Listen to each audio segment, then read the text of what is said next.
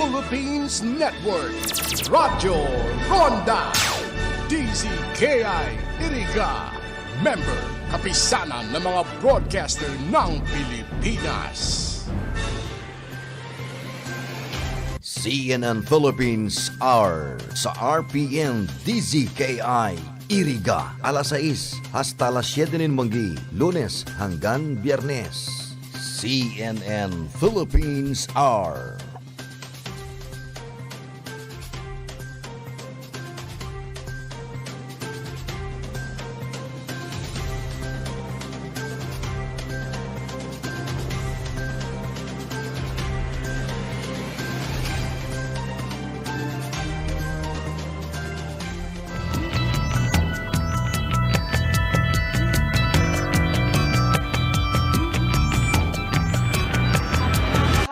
Ay hindi magkaroon ng opportunity yung taong bayan para marinig kung ano talaga yung totoo. Another presidential candidate, Labor leader Leody de Guzman, says the debate would be more meaningful if he would be included to make sure that issues of the masses are given importance. Her running mate, Senator Kiko Pangilinan, also issues the same challenge to frontrunner, Davao City Mayor Sara Duterte. Dapat humarap si Sara.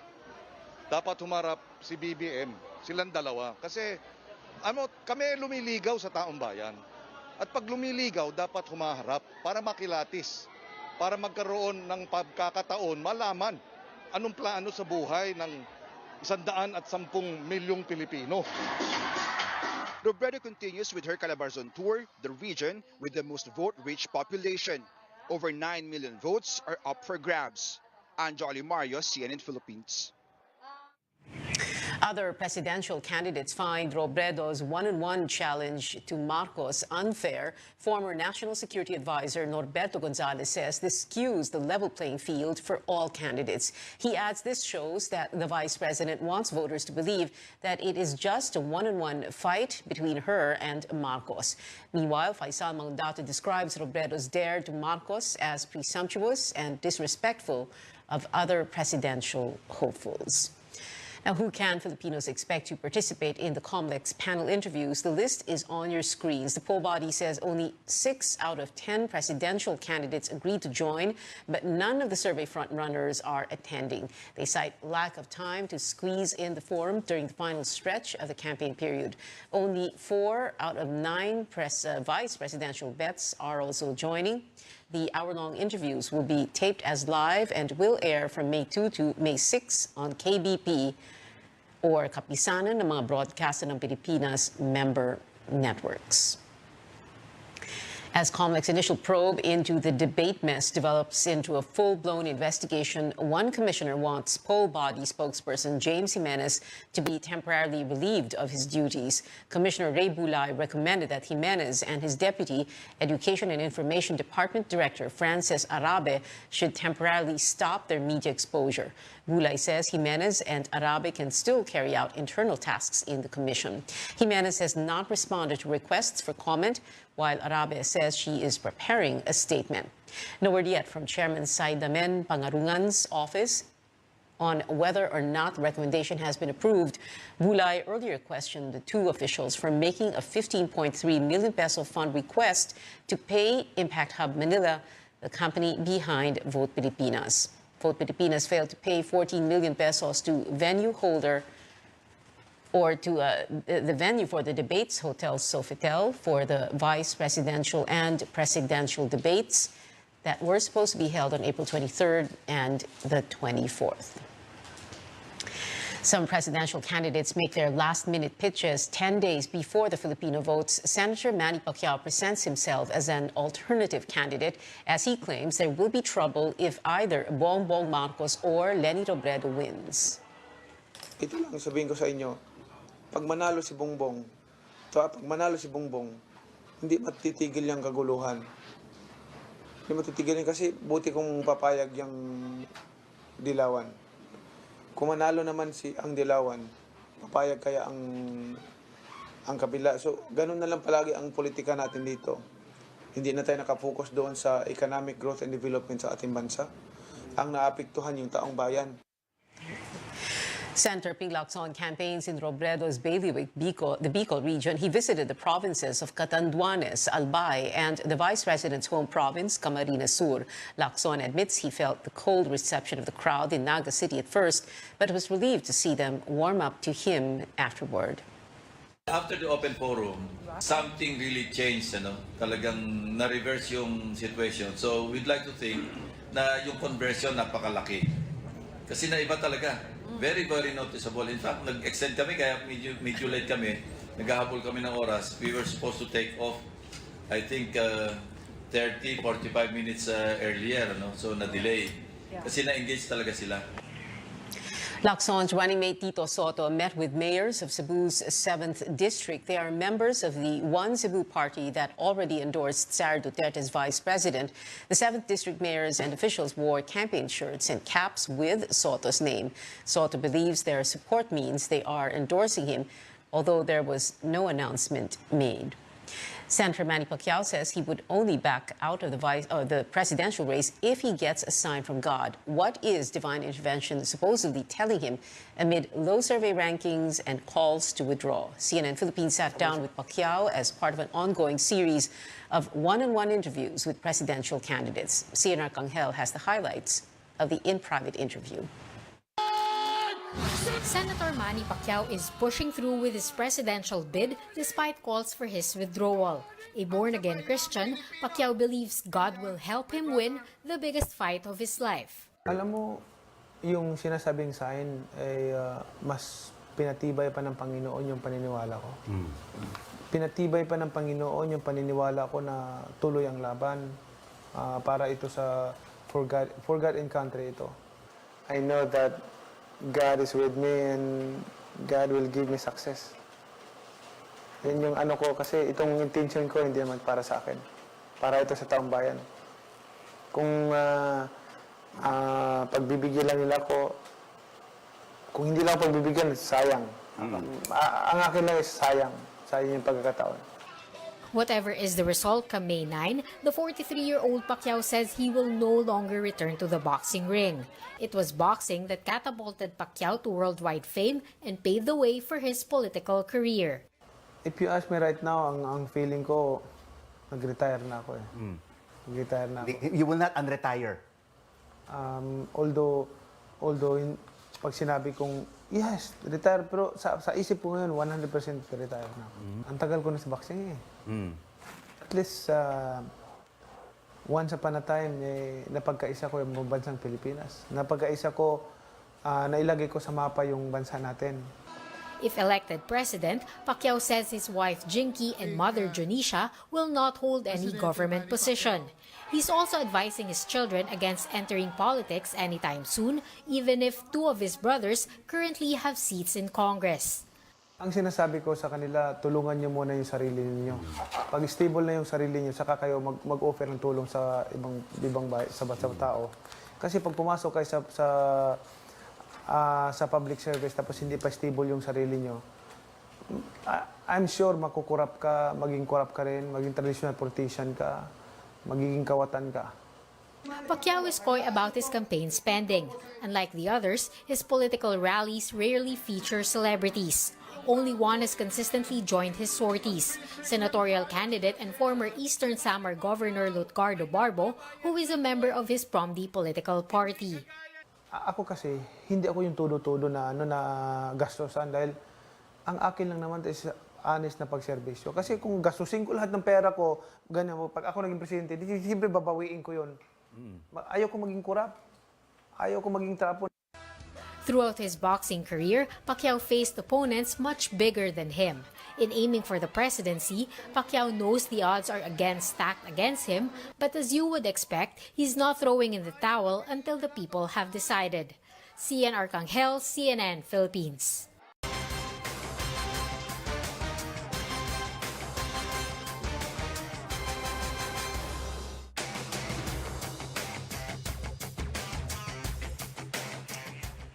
Coming up on Newsnight, Senator Laila de Lima wants self-confessed drug dealer Kerwin Espinosa to take the witness stand for her drug cases.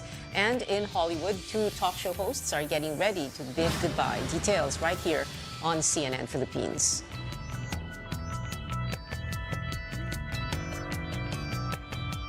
LG.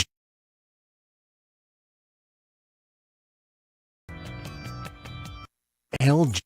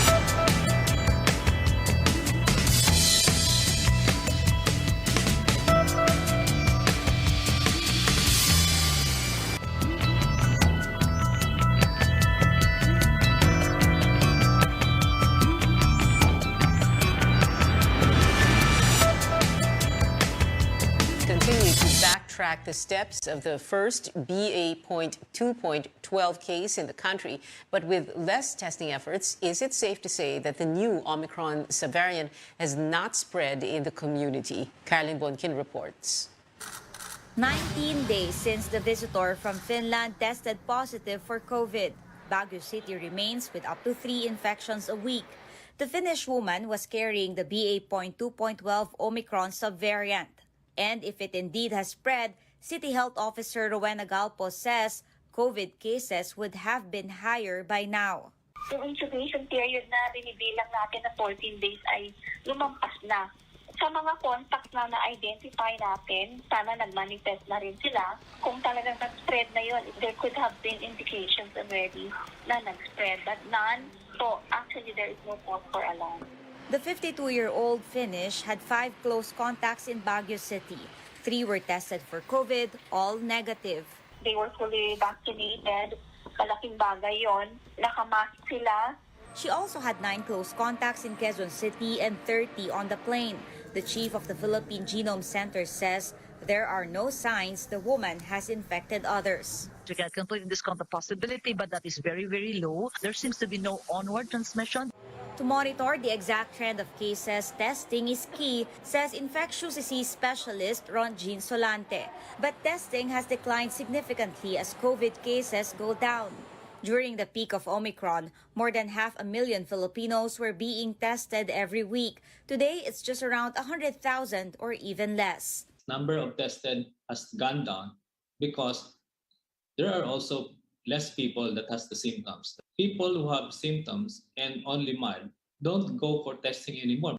He adds, vaccinated people also tend to have shorter duration of symptoms. That's against the principle of testing. Why will you test when you don't have the symptoms? But Solante insists samples from infected international travelers should all be checked for variants. Recent DOH guidelines only recommend testing for clinical management and for groups at higher risk of infection, not for asymptomatics. With lower testing, the Philippine Genome Center has fewer samples to run, which means fewer people are being checked for variants. In a statement, the DOH says the observed increase in cases per 100,000 people was small and not sustained and could have not led to any sustained increase in hospital admissions. Caroline Bonkin, CNN Philippines. Cases may be spreading faster here in Metro Manila, which is now classified as low risk from very low risk for COVID-19. The Octa Research Group says the reproduction number, or the number of people a single case can infect, is slightly up from 0.62 to 0.71. The reproduction number must be less than 1 to say transmission is on the decline. The Health Department notes hospitalization remains low, but warns the public not to be complacent. That's because another surge may happen in the run-up to the May 9 polls. But Metro Manila will remain under alert level 1 on Election Day, as well as the areas on your screens. This will take effect from May 1 to May 15.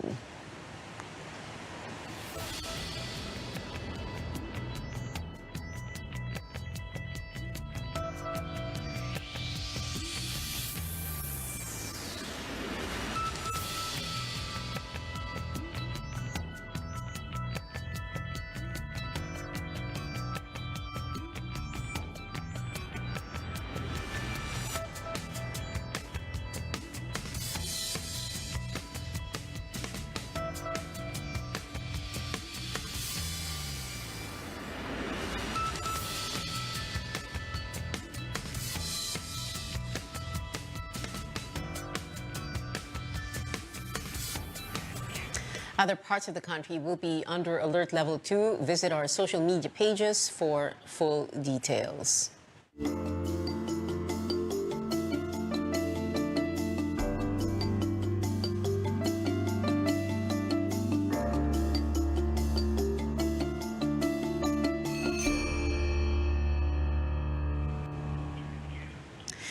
Apart from having to fight for their ancestral lands, indigenous communities also face broken promises made from one administration to the next. Some unfulfilled promises are costing indigenous people their lives.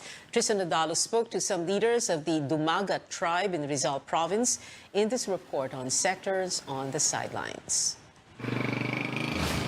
It takes time and effort to reach the Dumagat communities of Rizal province. It's no wonder, at least for the May elections, not a single presidential or vice presidential candidate dared to campaign in their area. Puro pangako. Pero talaga po sir, nakakasawa na rin yung pangako ng pangako ang mga kandidato. For the last 3 decades, JV says nothing has changed in the lives of his fellow Dumagats. Magtatanim na po halos lahat ng katutubo. Hanggang ngayon po'y magtatanim pa rin. So hindi po namin makita kung paano kami umaangat. From one administration to another, their sentiments on their ancestral lands, their children's education, and equal access to opportunities remain the same. Yung pong aming karapatan bilang mga katutubo, minsan po'y nababaliwala. Yung tira-tira na lang ang napupunta po sa amin. Parang ganun. They long for a concrete bridge in their community in Daraitan, a promise that has yet to be fulfilled. Pag bumaha po at biglang may emergency po dito, hindi kaya naming ibangka, ay maghihintay na lang po yung aming pasyente na mamatay dito sa loob. Hindi na namin madadala sa ospital dahil wala po kaming tulay. Kakaroon tayo ng mga panibagong leader. Ano po yung pinakagusto nyong magbago sa buhay nyo na tugunan o dapat tugunan ng mga susunod na leader ng bansa? Yung mga pag-aaral ng mga anak namin, dahil ito po talaga yung pangunahin po para sa amin, na yung mga anak namin naman talaga ay makapag-aral kahit na kaunti o hindi man makatapos ng matataas na antas. Sa totoo lang, ako grade 4 lang inabot ko. Halos hirap pa akong bumasa nung mga English, hindi ko po talaga kayang basahin. The Dumagat community hopes to see real changes soon, not only for their tribe, but also for the rest of the indigenous groups in the country. Kami namang maliliit ang inyong pagpukusan. Dahil sa totoo lang, mas marami po ang mahirap kaysa sa mayaman dito sa Pilipinas. Mas marami po ang naghihirap katulad naming mga katutubo. Tristan Nadalo, CNN Philippines, Rizal Province.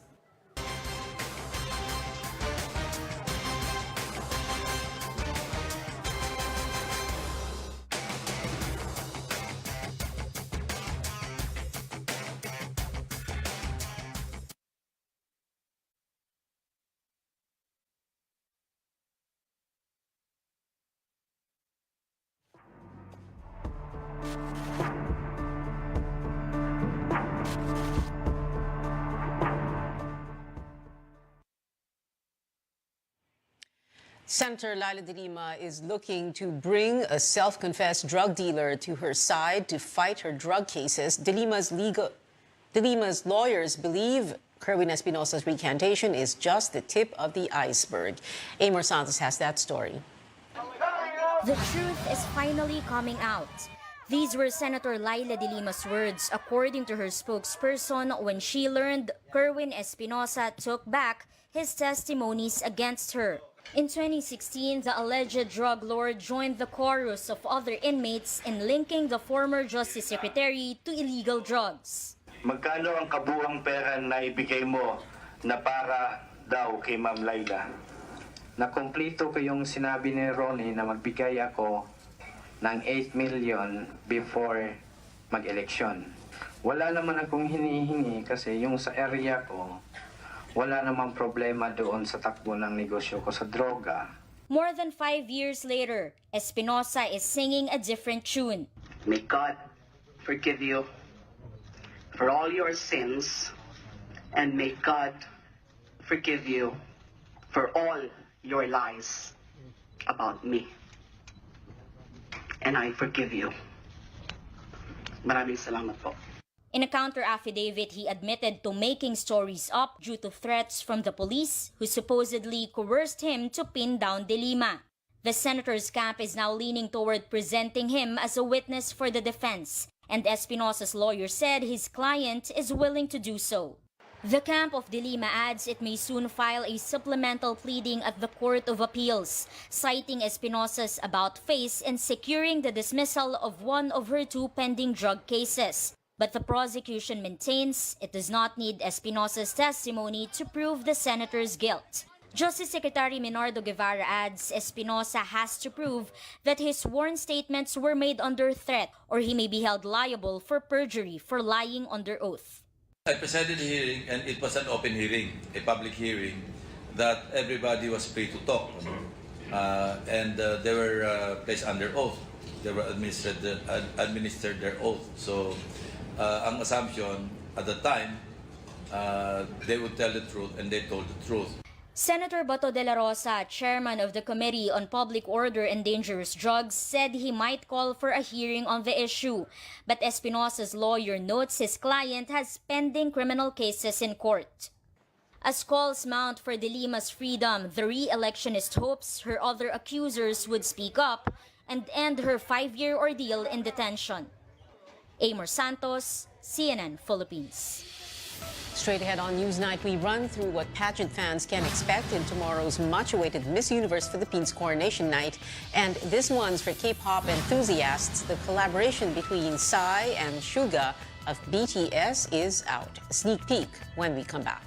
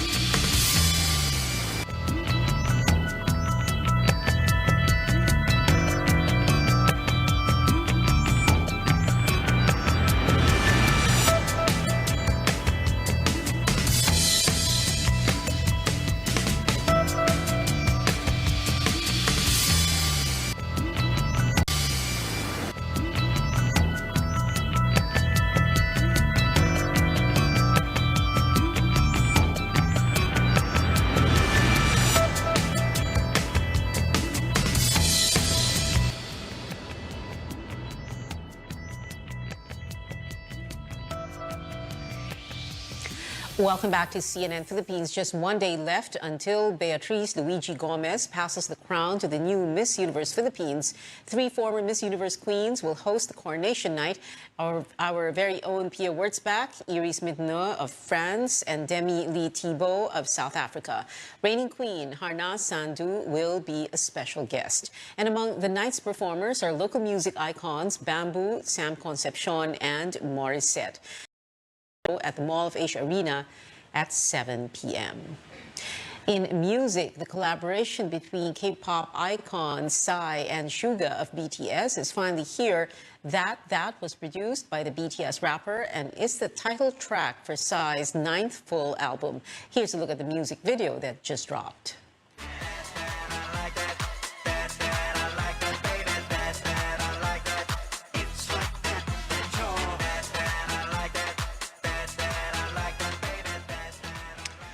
Psy's 12-track album, Psy 9th, was released alongside the video. The artist first found global fame with his viral 2013 hit, Gangnam Style. And that is it for now. Join me again on news.ph at 7 p.m. I'm Pia Honteveros for Newsnight, where we go above and beyond the headlines.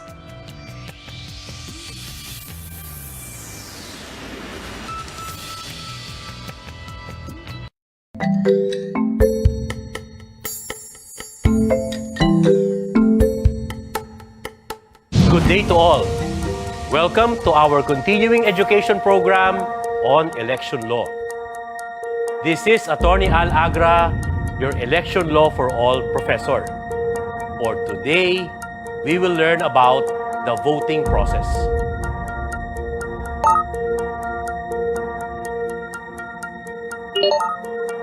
In observance of health protocols, voters must go through a health check. Paalala lamang sa lahat, kahit pa ang temperatura mo ay 38 degrees, ikaw ay maaring bumoto sa isolation place. Then the voter approaches the voter's assistance desk to check if his or her name is listed under a clustered precinct.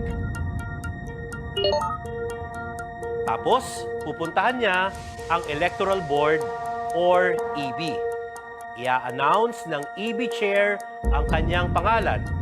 Maaring may mag-challenge sa kanya na kapwa-botante o watcher on 2 grounds. Kung siya ay illegal na botante o siya ay may ginagawang illegal. The EB chair will then hand over the ballot inside a secrecy folder and a marking pen to the voter. The voter votes by fully shading the ovals across the names of candidates and party list organizations. Hindi dapat lagyan ng pangalan o anumang marka ang balota. Ang botante at hindi membro ng EB ang maglalagay ng balota sa vote counting machine.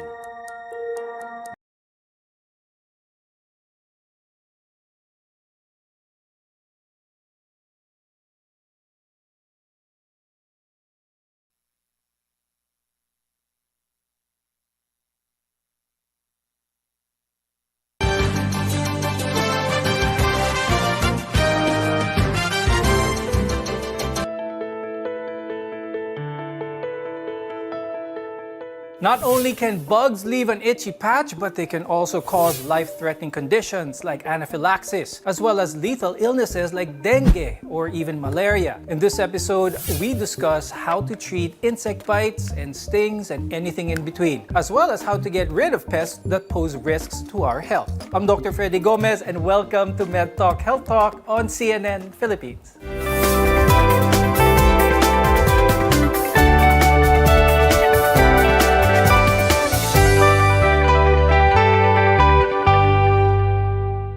Let's welcome our guests for this episode. With us is Dr. Jason Arboleda. He's an emergency medicine specialist from Hospital na Makati and Fatima University Medical Center.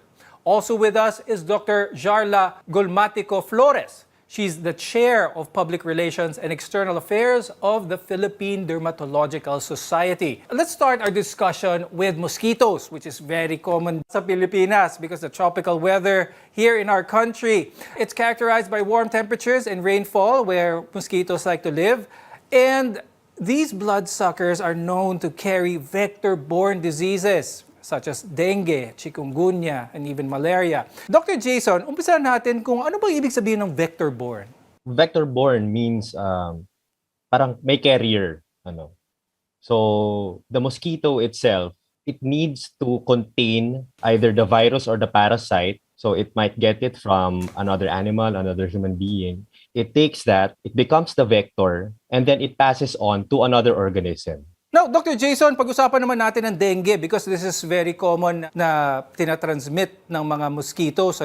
When it comes to dengue, ano yung mga unang signs ng mga pasyenteng pupasok sa ER with dengue? Almost all of the time, they present with fever. Fever, body aches, masama pakiramdam. Yun usually yung mga unang nararamdaman ng mga pasyente na may dengue. Yung mga nose bleeding, yung mga nahihilo, later na yan Pero ang pinaka-una talagang nila nararamdaman, most of the time, is the fever. Dr. Jarla, could you talk about the mosquito bites? I'm sure a lot of our viewers have experienced this, but just to be clear, what does a typical mosquito bite look like and how should this be handled? Usually, the mosquitoes and even ticks, they're attracted to the skin odors and the carbon dioxide that we usually exhale. So they usually use heat and movement, even the visual cues from us as humans. That's the time they think that you're a possible host. Now, when you see a mosquito bite, this would usually look like a round, a puffy bump forming. In small cases, they usually have small dot on the center. So it's quite red, sometimes it's hard, and there is a small amount of swelling. When it comes to the mosquito bite, one common symptom with this, it's very itchy. What are the risks of those who keep on scratching a mosquito bite? Usually the patients would tend to scratch it until the itchiness would go away. But the thing is that if you keep on scratching it, you might cause what you call the id reaction. When you say id reaction, there can be an itchy or redness on the part that is not bitten by this mosquito. So usually we don't really advise patients to keep on scratching it, or it may cause opening of your skin that might cause another problem, which is bacterial infection. The next insect on our list, ants. These are bright red ants and they have a sting in their bite equivalent of being burned by a hot object.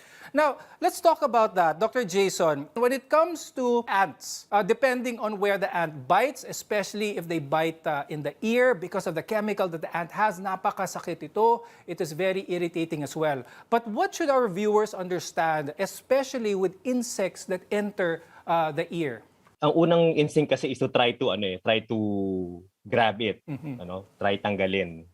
So usually what that does is it puts not just ants, even things like cockroaches and mites. Ang mangyayari, mas papasok yung insect na yan. So if that happens, it will cause more problems, not just for the patient, but also for the medical practitioner who's going to try to remove that insect. Rine-recommend namin usually, and we actually use it in the ER, is baby oil.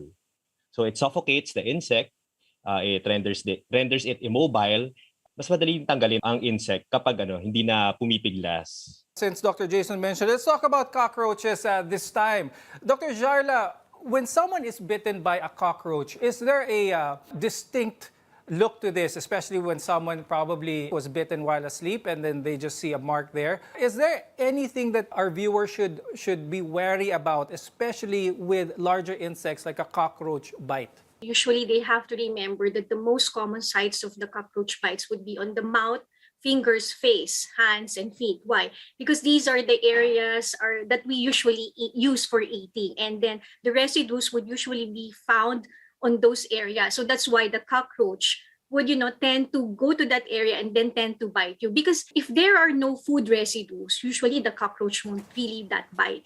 Now, the thing is, the lesions of the cockroach bites would look like they have swelling on that particular area. There's also itchy rashes, and usually the minor complication would arise if you keep on scratching on those areas. So what we usually do, if the patients would see that they have cockroach bite, they have to rinse it with water and soap right after they saw the bite, because cockroach would tend to crawl anywhere, and then this might cause infection later on and further discomfort. When it comes to cockroach bites, mosquito bites, ant bites, iba-iba ba yung treatment ng mga ito, or is there one cream to cure them all?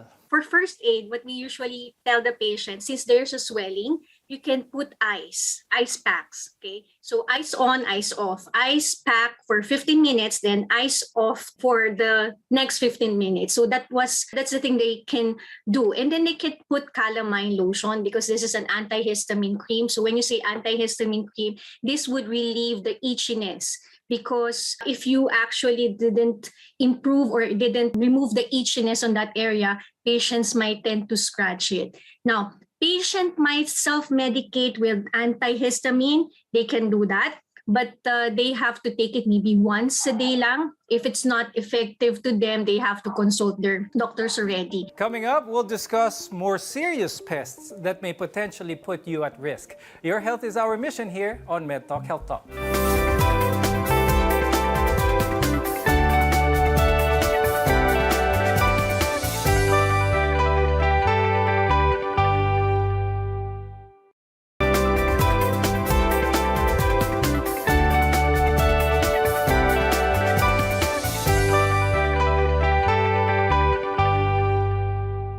I'm Dr. Freddy Gomez, and welcome back to MedTalk Health Talk, where caring is our calling. Today, we're talking about insect bites and other house pests that pose risks to our health. Now, there are many species of bees, wasps, and even hornets in the country, and it's good to know that they will not sting you unless provoked. Getting stung by these creatures can be very painful, and for some, even lethal if they are allergic. It's best to stay away from hives and nests to avoid any stinging. Kapag ang isang tao ay nakagat, those who are stung with this, what should their first aid treatment be? First, try to clean the wound. Soap and water. Some bees leave their stinger on the skin. So actually the bee dies the bee might die when it stings, because may iwan, basically open, inaiwan yung stinger. So that stinger should be removed.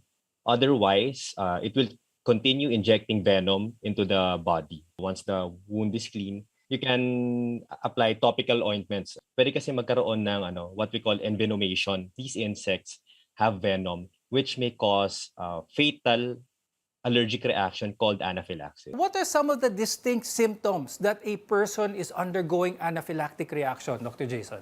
Anaphylaxis can be manifested in a lot of ways. Ang pinaka-common dito would be nagkakaroon ng maraming rashes yung patient. Another symptom would be difficulty of breathing. Nahihirapan huminga. Basically parang napupuno yung lalamunan. Actually, that's a danger sign. Ibig sabihin nagko-close up na yung yung airway, at hindi na makakahinga yung patient unless something else is done. Other symptoms for anaphylaxis, surprisingly, vomiting, diarrhea. Pwede rin magkaroon ng chest pains. So, if a patient that's stung, or actually, any other allergen, exposed to any allergen, experiences those symptoms, they should go to the emergency room. Now, Dr. Jarla, aside from anaphylaxis, there's also a condition called Stevens-Johnson syndrome. Can this also be caused by insect stings, or are other factors involved in this? Your skin generally would have redness, okay? And then usually if it's not treated earlier, it can cause blistering, and then there would be peeling off your skin, or what we call the epidermal attachment. So if it's more than 30% already, we call that toxic epidermal necrolysis. So this is quite an emergency case for dermatologists, because we have to treat it right away. Otherwise, we couldn't prevent the complications arising from this hypersensitivity reaction. Since we're talking about a lot of these insect bites, one of the really common ones here in the Philippines are bed bugs, or ang surot. So when it comes to these bites, are there distinct characteristics of a bite from bed bugs? Because more often than not, we won't be able to observe if a bed bug does bite one of us. it's quite itchy, no, when you are usually bitten by the bed bugs. Usually they would just stay as papullovesicles or papules or vesicles, but if you keep on scratching it, they would become what you call the will hive or parang urticarial papules. So pag sinabi mo ng urticarial papules, para siyang hive yung nagmapa-mapa na dun sa area. So kaya nga usually we tell the patients do not scratch it because the tendency is that, you know, the swelling would try to spread on the area of the skin, and this may cause what further problems in the skin later on. Make sure that you change your linens, your beddings at least every week. Okay, so they have to clean it, especially the linens, the beddings, because that's where the bed bugs would usually want to stay. Now let's move over to snakes. Here in the Philippines, there are a lot of snakes, venomous and non-venomous ones as well. But it's also good to know what to do in case you are presented with one and if you are bitten by one for that matter. What should our viewers do when it comes to snakes? Well, if you're bitten by a snake, the first instinct is to try and capture the snake. Okay, that's a very bad idea because you might not be able to know if that snake is poisonous or not. So if you want to identify it in this day and age, almost everyone has a smartphone. Picturean nyo, leave the snake wrangling to the professionals. Pwedeng gawin sa wound. First is to clean it with some soap and water. If there's bleeding, apply some pressure on it. Dun sa mga ginagawa na sisip-sipin o kaya hihiwaan tapos papaduguin, okay, hindi totoo yun. That causes more harm, more problems down the road for medical practitioners who will treat the patient. Okay, so after cleaning the wound, if there's no more bleeding, the other things that can be done, the extremity, usually kasi sa naman yan, arms or legs na kakagat ng tao, immobilize the part, cause further movement will increase the speed with which the venom reaches the other parts of the body. Okay, so if there's a neurotoxin, it's going to go to the brain faster.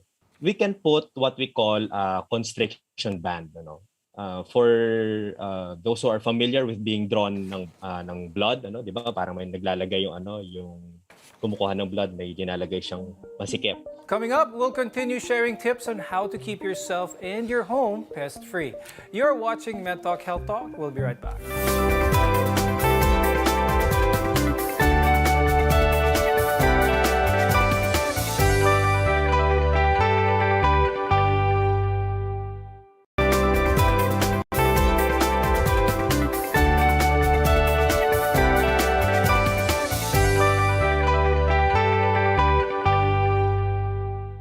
I'm Dr. Freddy Gomez and this is Med Talk Health Talk, your partner in healthcare. Now, Dr. Jason, pag-usapan naman natin ang rats because rats are also very common here in the Philippines. And when someone is bitten by a rat or nandaga, one of the fears that they may have is magkaroon sila ng rabies because of the bite of the rat. Now, my question is, Dr. Jason, are rats a common vector for rabies?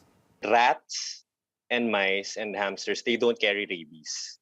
They can carry out other diseases, but rabies is not one of them. One thing that a person might be given in the ER kapag nakagat siya ng daga is an anti-tetanus shot. What is this shot for, Dr. Jason, and who are those more likely to be given an anti-tetanus shot? It's really more of who's not going to be given anti-tetanus shots. So ang hindi lang bibigyan ng anti-tetanus shots pag dumating sa ER, especially for anything, for a wound, a burn, or a bite, would be people who have completed their anti-tetanus shots and has had a booster. Okay, so yung mga yon hindi na yung bibigyan. Everyone else needs an anti-tetanus shot. It's one of those things that really proves that an ounce of prevention is better than a pound of cure. Because once clinical tetanus sets in, the muscles of the body starts contracting and then they stop obeying the orders from the brain.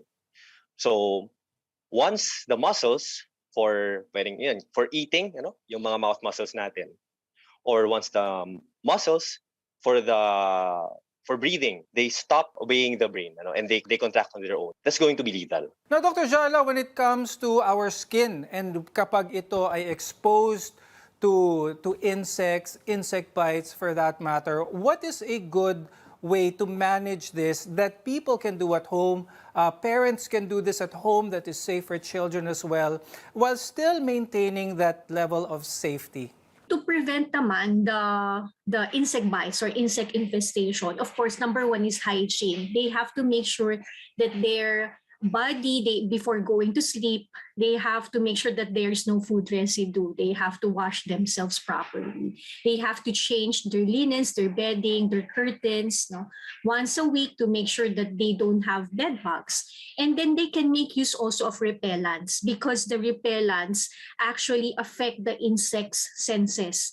They actually lure the insects that, you have different taste, different smell, and this can actually prevent the insects from biting the humans. But what are effective repellents? What should our viewers watch out for? Is citronella plant effective really in taking pests at bay? Are those stickers that you can stick on the clothes of children effective ba na repellent ba itong mga to? Or is there a chemical that our viewers should look out for when they are buying their insect repellents? Whether it is a lotion, whether it is a patch, okay? Products containing what you read DEET. Okay, so this stands for your N-diethyl metatoluamide. So this is an active ingredient that is mostly found in the insect repellent. So this is quite safe even for children. So this is also effective as well. And before we go, any final advice, words of advice, Dr. Jason, to our viewers, especially now in the summertime, and a lot of people are out and about exposing themselves to bugs and pests? Avoid places and environments where these mites, hornets, bees, and snakes might be living. Okay, so kung merong, for example, may trail, doon na lang siguro kayo sa trail and wander off on your own. If you're swimming sa seas, if merong reports na baka may mga jellyfish, think twice before dipping into the water. And then in the event, if you're making travel plans, maybe have an idea if that facility or that area has a medical facility that can treat or at least give first aid for any eventuality that might happen, be it bees bites and stings or any other injuries. And Dr. Jarla, before we go, any advice for the viewers, especially when it comes to their skin and how to treat any bites? Make sure that when you have an insect bite, okay, first and foremost, scratching is not the way to relieve your itchiness. So you have to clean it first, you have to sanitize it. You can put your topical calamine cream if you have at home, okay? You can put ice packs. Okay, you can make use of that, but never try to scratch it. If it persists, you have to consult your doctor already so that they may give you antihistamine and topical creams that might relieve your symptoms. With that, I'd like to thank emergency medicine specialist Dr. Jason Arboleda and dermatologist Dr. Jarla Flores for being with us today and sharing their tips as well as their expertise. I'm Dr. Freddy Gomez, and thank you for watching MedTalk Health Talk. We'll see you again next time.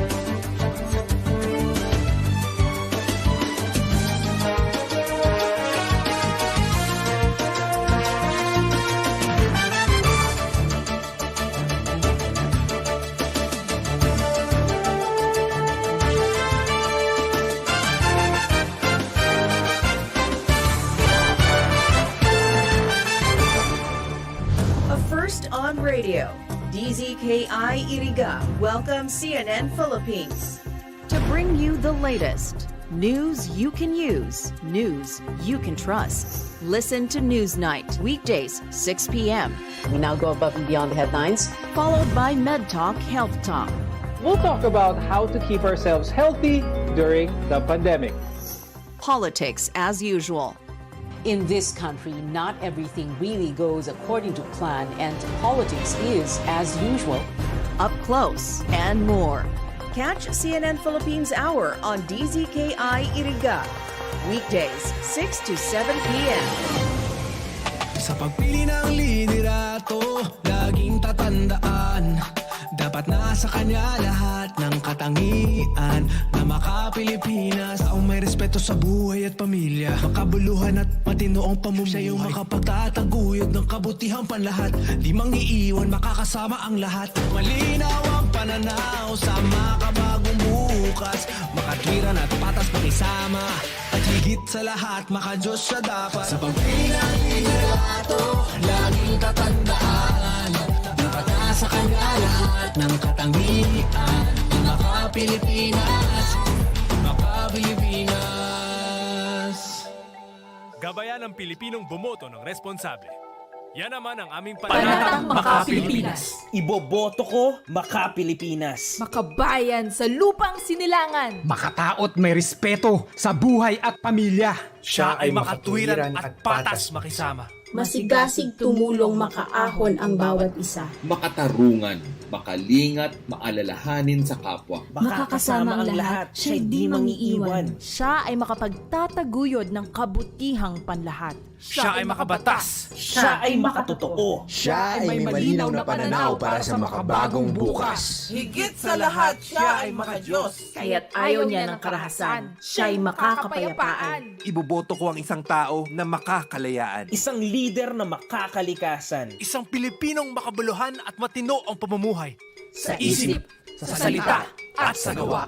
Gabayan ang Pilipinong bumoto ng responsable. Yan naman ang aming panata sa PPCR. Kumakalat breaking tweet ni at hindi ito scam. All caps, gamot sa cancer. Question mark. Miracle Tea exclamation. Mapa stage 1, stage 2, stage 100. First 100 emoji to DM will be healed with good hair.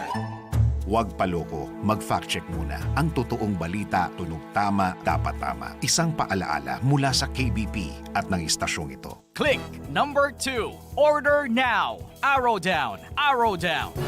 Pai! Pai! Pai! Ano na naman? Pwede na daw ako magboto? Nata, 18 ka na. Yun na baga, Pai. 18 na ako ka nakaaging bulan. Nakaparehistro ka sa Comelec. Yes, Pai. Ang sabi baga, ang gamos na makumplianyo, ngunya na taon, bago ang pirilian, pwede nang makaboto, ngunya na Mayo, kung ika 18 anyos na. Oras tigon ka man, 18 ka na pala. Iboto ang sadiri. Ako Bicol Party List. Katabang na, kasurug pa. Numero 18 sa balota. CNN Philippines Hour sa RPN-DZKI-IRIGA alas 6 hasta las 7 ng manggi, Lunes hanggang Biyernes. CNN Philippines Hour.